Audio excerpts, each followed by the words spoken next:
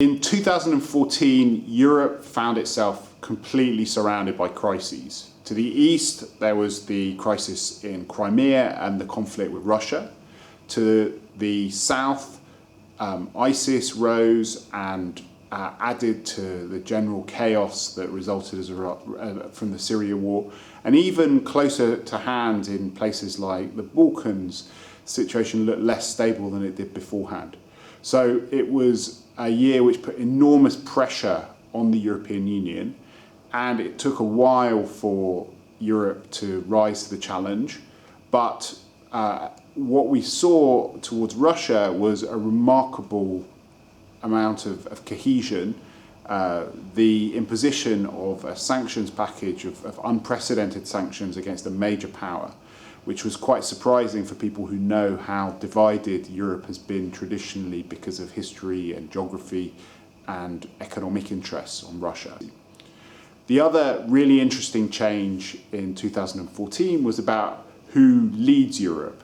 If you look at the leaderboard, you had an incredible surge in German leadership.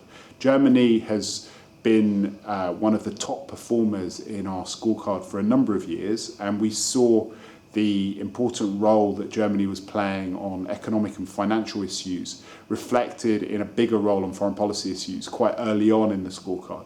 But now a big gulf has opened up between Germany and other member states. The joint second country is also kind of interesting, Britain and Sweden.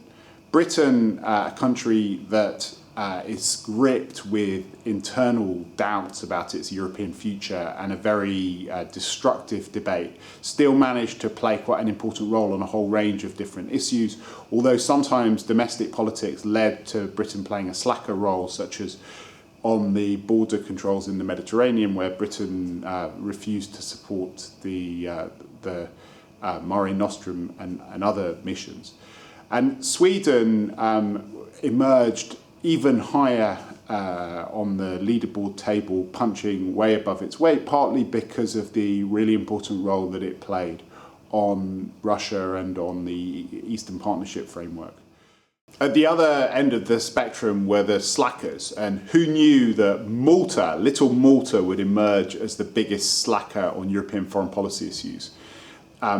In joint second place, there are a whole series of different countries, Austria, Czech Republic, France, the UK, and a whole series of other countries who were snapping Malta's heels as destroyers of European unity on different issues.